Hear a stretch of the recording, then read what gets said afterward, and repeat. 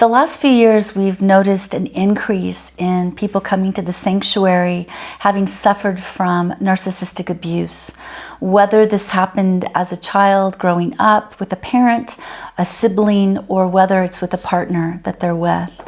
And I will tell you, it's being spoken about. You hear a lot about it in social media now, and I'm glad this is a topic that people are becoming aware of.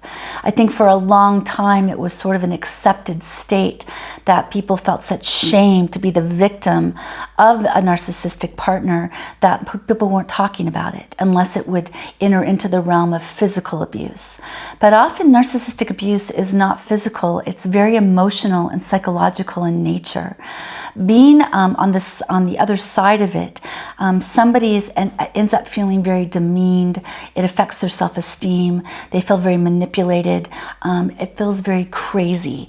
Oftentimes the narcissist has created a reality where the world revolves around them, but they can be very seductive and very alluring. So they basically can lure people in, creating a very dysfunctional relationship where often the victim of the narcissist feels as though that relationship is vital, is necessary, that they're very important to this person, and yet then can feel very manipulated, very emotionally blackmailed in it.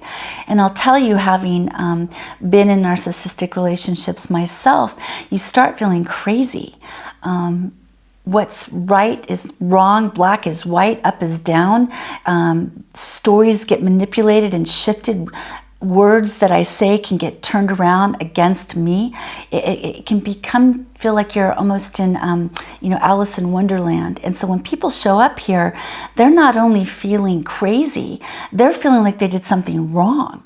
And that is often a symptom of being a victim of narcissism, is that all of a sudden the victim feels like they're the problem. They did something, that they're bad, that they are in fact making somebody else's life wrong. And then when you put in various addictions or depression and anxiety, it's just a cocktail for really people reaching the end of their rope. So when people come here, it moves so far beyond just codependent relationships. It's become so toxic that a lot of people are often at the point of feeling suicidal and feeling as though they can't go on. They're so dependent in these relationships and yet also want to leave the relationships. They feel at fault, but at the same time they feel like they aren't really sure what's going on.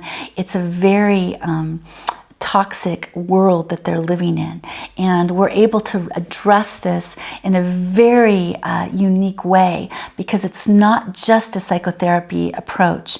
We are able to really get into the mind, body, the soul, the spirit to find out why the victim of narcissism stays in this relationship. What about them in their past may have opened them up to being in this relationship, to help them find their voice again, help them find their power again, help them remember who they are, be able to source from strengths within themselves that they may have given away or had taken from them a long, long time ago. So that by the time people leave here, they remember who they are and they're able to go in and be able to not only set boundaries, not live a life of just boundaries, but really be able to meet their needs in sustainable ways so they can go out and live a life of empowerment rather than a life of victimhood.